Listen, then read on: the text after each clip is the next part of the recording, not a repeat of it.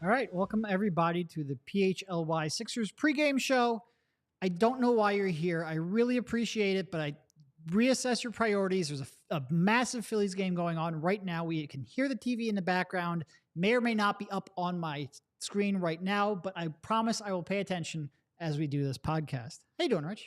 I'm doing great, Derek, and thank you to the sickos. I mean, we've always True sickos at this point. we used to make the joke on our last pod, the tens of people or whatever. Right. This It might be tens of this people. might be the first time. Anyway, if you want to get in on the chat, I promise you we will take your question as long as it's not like actually offensive or something like that. But and if it's offensive, just make it about Rich, and then I'll happily talk about it. yeah, it could be even a little mean spirited. Honestly, that would be okay. Anyway, Bryce Harper, baby, he's our baby. Yeah. So we will do a mind slip, a Sixers pregame show here. We'll do them throughout the season. We'll have a postgame show when the game is over. We've got myself and Rich here in the studio. Kyle is at the arena. We will talk Sixers basketball. And like I said on Twitter, we will watch and talk about the Sixers so we can catch you up because we know you have better things to do tonight. I guess going back to the first preseason game, because I didn't really get a chance to talk to you about it. What were your overall thoughts and how awesome was Jaden Springer? He was really good. And by the way, I am really looking forward to the post-game format for us. It's something that, I feel like our whole career covering the team, it's been, a lot of us just goofing off after games and then writing, Right. an hour later or a couple hours later, depending on when you went to sleep. Obviously, you're an early riser. I was kind of up until the wee hours trying to write. But I feel like the fresh takes after a game, it's something Kyle has done really good with the observations. It's when people, want to react about this team, where either the sky is falling or the NBA championship is coming down Broad Street. And we get it. Like that's as much as people want to rag on the NBA regular season, we get it. Like, people get very emotional after games. No, I mean, look, I think, we everyone was out for so long with this team. And then Tyrese Maxey drops 19 in the first half, and Jaden Springer shows life as an NBA player. And all of a sudden, you want to talk about the Sixers. So I get it. I think when we get into regular season games and Joel starts playing well, I certainly think the interest is going to be there. Totally. And so you mentioned that first game, and I don't think a ton of people were watching it because the Eagles were playing the Rams at the same time. Now, maybe, you went back and watched it. You mentioned Tyrese Maxey, terrific. Like, just, he looked as sharp as he looked midseason level sharp. And, the Boston Celtics, very talented team, did not look quite at that level, in my opinion, a lot of their main guys, but that's awesome to see. And, I think we've talked about this a little bit. I love that Tyrese Maxey does not have one single guy in the offseason. Like, Joel has Drew Hanlon, a bunch of people have Chris Johnson, who is Tyrese's guy, but Tyrese goes, I'm gonna dabble with Drew Hanlon this summer too. In addition to going to Chris Johnson, I got this guy Tim Martin, who's also my trainer in Dallas. I'm gonna go see him. It feels like he benefits from just getting in the gym with as many different people as possible. Also getting in the gym in Camden, and I thought he was great. Big number for me from that game. Watching it, 6 of 8 from 2-point range. Mr. Tyrese Maxey. Yeah. Look, is he gonna shoot 75% from 2-point range for the entire season? No. And the other big number, he got up 9 threes. You're always on him. I want you near 10 threes. He was near 10 threes in a pretty, what he played, 27, 28 minutes, something like that. So using the craft, I mean, it was kind of a perfect test for him just because the Celtics, they come out and they're different than they used to be. They are playing in a very extreme drop coverage with Porzingis. And I know Porzingis is one of the tallest guys in the NBA, but he's so far back. When he gets his hand up, it didn't really matter on those 3-point shots. Like, Tyrese was going to have the room to get rid of them. And I loved how he played, man. I thought his attacking style, he kind of wrong-footed him on a couple of drives, which was really nice. Blew by Horford on the one play, but also pulled up from 3 when he needed it. I think JJ on the broadcast said, this guy is hunting his shot right away. And now obviously you have a game where Harden and Joel don't play. Okay, yeah, Tyrese is going to hunt his shot in that game, but loved everything I saw from him and Jaden Springer as well. But obviously Tyrese is the guy who there are a lot of ways this Sixer season can go better than maybe most people think. Can they hit on the Kelly Oubres of the world? Can they hit on the Mo Bambas, kind of these minimum contract flyers? Is Joel great? What happens with Harden? The big thing to me is does Tyrese take a step up? And if he does, okay, I think you can deal with a little bit of turmoil with the Harden situation and still be in an okay spot if he gets a little bit better. I agree.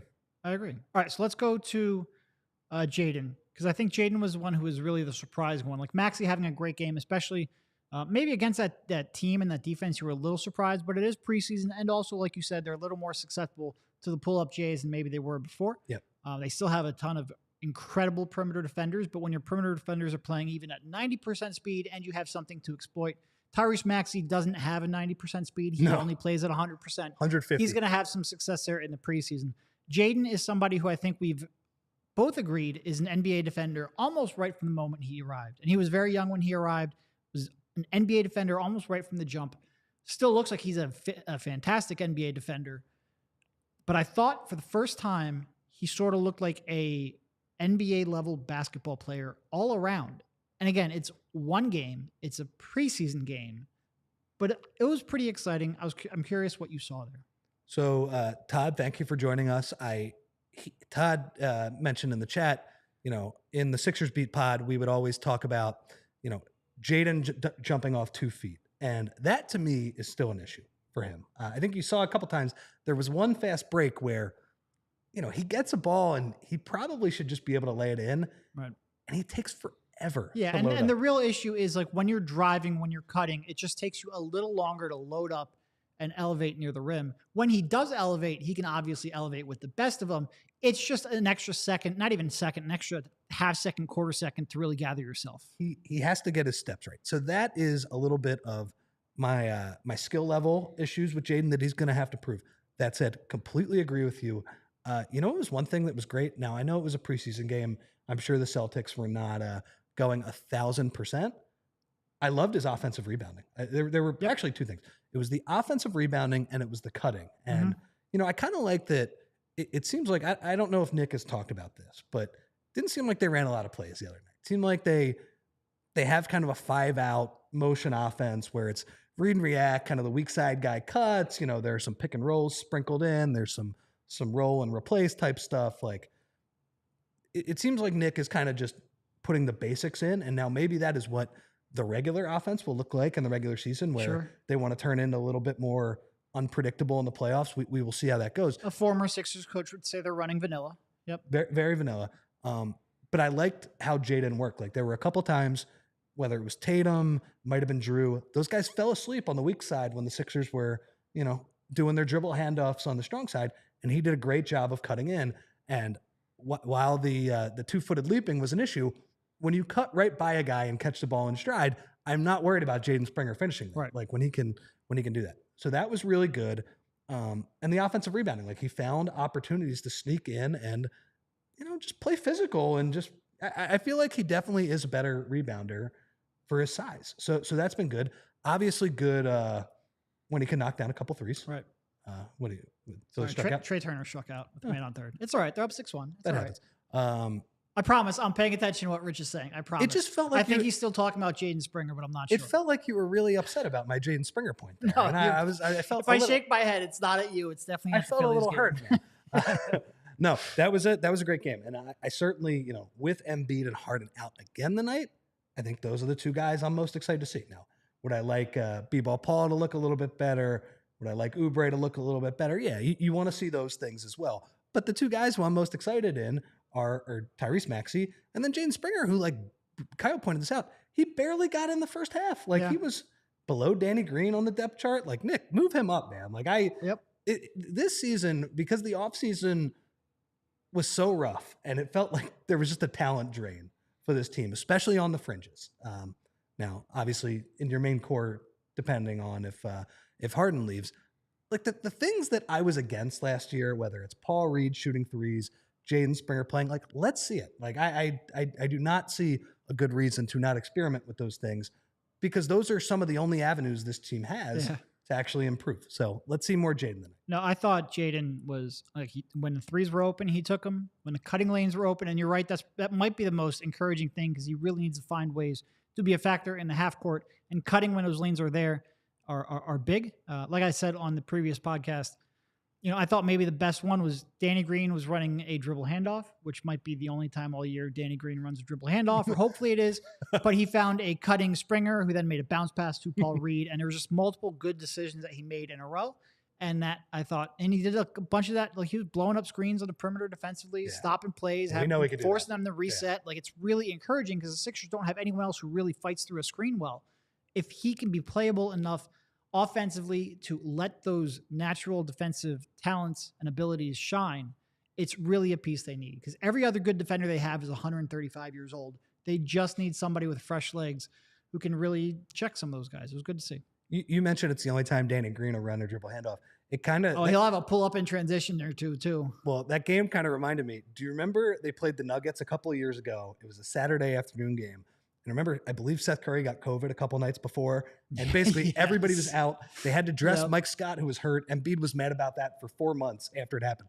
Danny Green got some shots up that day, and Tyrese Maxey did as well. That was kind of Tyrese Maxey's breakout game, if you'll remember. Now, obviously, we were judging him on a different scale. It was like 38 points on 31 shots or whatever. But I think that was the moment that you and I think you wrote a piece about it. We're like, all right, this isn't fully fleshed yet, and obviously it's not like completely efficient basketball, but we love this kid's talent right now.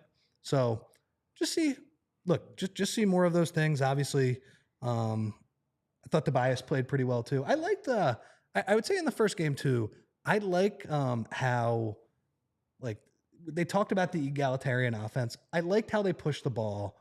I liked how they kind of shared it side to side.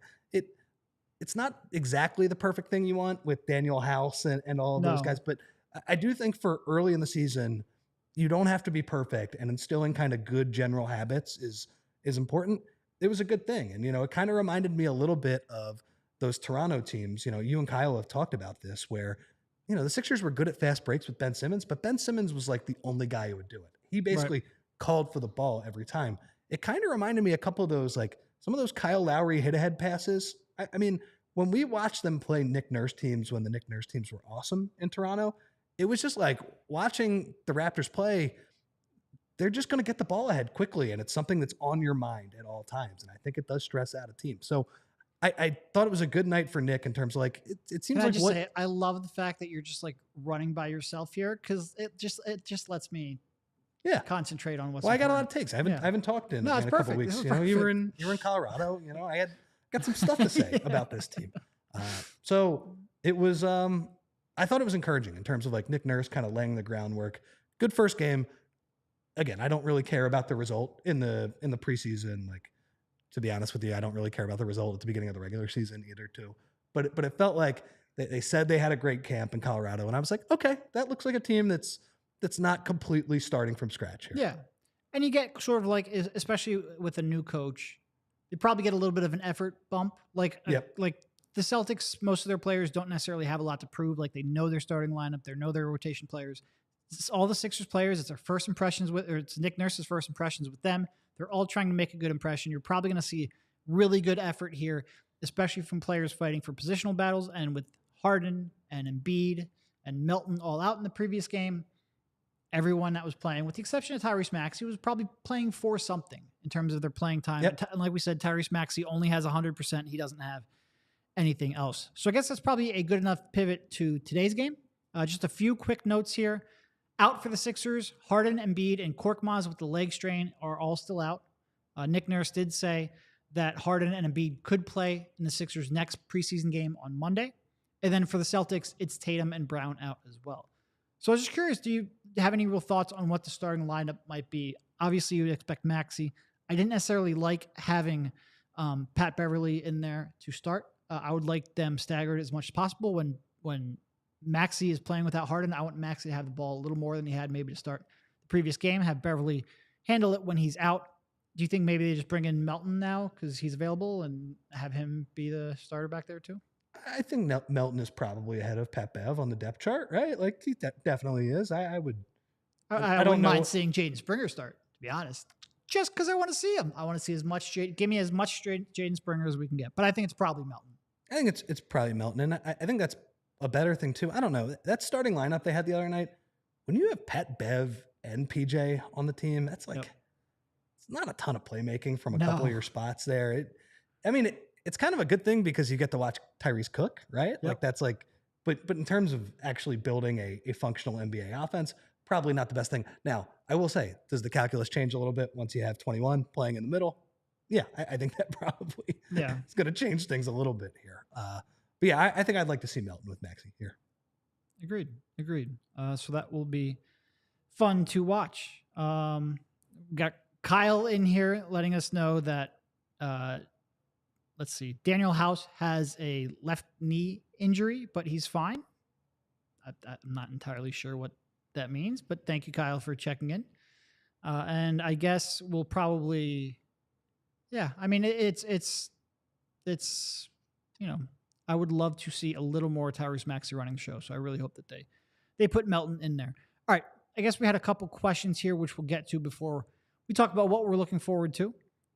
James Seiler basically says that Kelly Oubre might be a little eccentric, and that's why he frustrates teams. I wanted to ask you about this.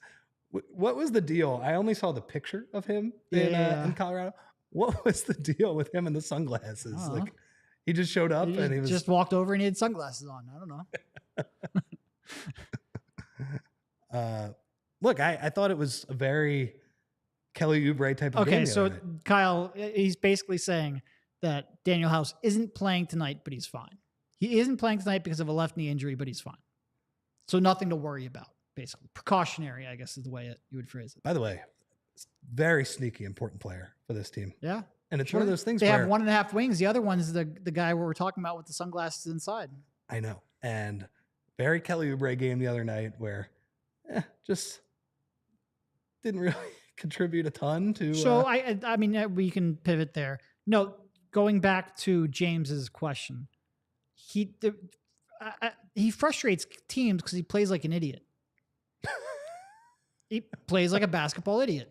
He might be the smartest guy in the world. I don't know, but he does not make good decisions on the basketball court. And if you go back to, when we were in Colorado, he would say, hey, how do you see yourself fitting in with this team? He says, I'm not here to fit in. I'm here to stand out. And if there's one quote that explains why a guy can score 20 points per game and be on a minimum salary contract, it's because of that. Like in the pod or in the show the other day, we were asked, what would you look at as an acceptable scoring output for Kelly Oubre? Doesn't matter. And I think I looked it up. He averaged like 22 points per 36 minutes. I want him down to like 13 or 14 because that means he's playing within the offense more. He's taking better shots. And that kind of decision-making is probably going to lead to more efficient basketball. He just goes out there, hunts his shots, is allergic to passing, and just wastes way too many possessions. And that's why you can be a 20-point-per-game scorer and on a minimum contract. He plays dumb basketball. And that's why he can be so talented and not be valued around the league. But it's not because he wears sunglasses indoors or has any Rodman in him. Rodman was a very smart basketball player. Rodman was a genius. He doesn't play smart enough on a basketball court. Yeah. And I will say, Kelly Oubre was a part of that from the PHLY Sixers account, that great defensive possession at the end of the... He's got the tools to do it. Yeah, and that's why he frustrates me, is because he should be a better basketball player than he is, because he can be a pretty good defender when he really buys into it. And quite honestly, the defensive side of the court is the one where I have a little more hope for, even though he did score 20 points per game. No, defensively, he should be a real player. He can cut, he can shoot. I remember talking about this earlier, but like when he takes an unguarded catch and shoot shot, I think he shoots about 37% from three, which is good. Or not great, but it's good enough. You certainly want him taking those shots. The problem is like 60% of his catch and shoot shots are guarded, and he shoots like 25% on those. So if he just cuts out the bad shots, cuts out the isolations, cuts out the pull-ups, and just cuts and takes open corner threes and plays defense, he's an NBA player. He's probably getting paid at least $10 million a year. But he shoots himself out of roles, he shoots himself out of playing time, and he shoots himself out of contracts. And judging by both the quote that we heard last week and what we saw in the first preseason game, I'm not sure he's come to that conclusion. The quote was not encouraging. I will say that. It was right when he said it, though, I go, oh, that's not going to play well. That's not. It was, in fact, the opposite of encouraging. Yeah. But I am not out on Oubre yet. I think try and give him a full season with Embiid, try and give him a full season with Nick Nurse, and a full season playing with a good team, Now, I know Golden State got rid of him, but in fairness, like they stunk that year. Like Curry got hurt early. Clay was hurt for a long time. The Phillies apparently did something good. Warning track out. Everything's okay. Always good. But Through 5, only giving up 1 run. I'm just hoping Aaron Nola. Yeah. Just like we predicted. But with Oubre, like, this is really going to be the first good team he's ever played on. That Golden State season to me does not count. They were a good team, but they weren't as good as they normally are. Oh, I think they were above 500. Oh, okay. That was the 9 seed here. Okay, you're right. Okay, but this team is even better than that. Like that team was very limited. They were still coming off all of those championship runs. We'll see. I will not be surprised if Kelly Oubre does not fit in to a winning team. But I like the gamble. They went 39 and 33 that year. Okay, I like the gamble the Sixers. Yeah. No, look, I hope he is. I hope he does. I hope he figures it out because he does have enough to contribute to a winning team on a basketball court. The reason he frustrates me so much is because he doesn't and he should. Well, if he does too, then the sunglasses stuff becomes funny. I don't care about the sunglasses at all. You can be as eccentric as you want. You can have your own fashion sense. Like, sure, do it. Rock it. I don't care. Tough, just because I have no fashion sense doesn't mean I'm against it. But, I'm just looking for meme potential and all of these things. I'm looking for guys who are funny and stand out. Like, I enjoy that in a basketball season. It's funny that the last guy who was like that, maybe with the Sixers, you know what I'm thinking of? Well, James Harden's like that. He is like that. I almost think remember what he showed up to in his first game? He's almost in a separate category. I was thinking of Swaggy P. Okay. He reminds me a little bit of Swaggy P. Well, look, Swaggy P got it together with the Warriors. Yeah. No, Swaggy P had a decent second half of his career. It took him to play on the greatest team of all time to fit in. But, it's like the 9th man on a championship team. Yep. No, I agree. All right, so moving on here. We've got a couple minutes left in the pregame show. What are you looking forward to in tonight's game? What would you really like to see in the second preseason game? What would I like to see? I mean, I think the main things we talked about, I just want to see Jaden Springer minutes. Like, just as many of those as possible. And let's see him play with Maxey too. Let's just see how that looks, right? Those are the two guys who probably have the most upside in terms of maybe they can get better. They're both the youngest players. Obviously, they're certainly different levels of established in the NBA. We're talking about Maxey could be, can he get into the top 35 players in the NBA? Yep. Jaden Springer, we're talking about, can he get in the rotation and can he actually make it stick? I would like to see them play a lot. What did you think about, I saw B-Ball Paul the other night, and I felt like he missed some passes the other night where felt like he drove. He was trying to do way too much off the dribble. And he scored. And I think it's a little bit of what we have talked about where playing the 4 and playing kind of a more egalitarian offense, we saw that Paul fit in as the 5 with Harden. If you run spread pick and roll with James Harden, I trust Paul to roll and kind of make those reads, which are pretty set, and you're in the middle of the court all by yourself when you catch the ball.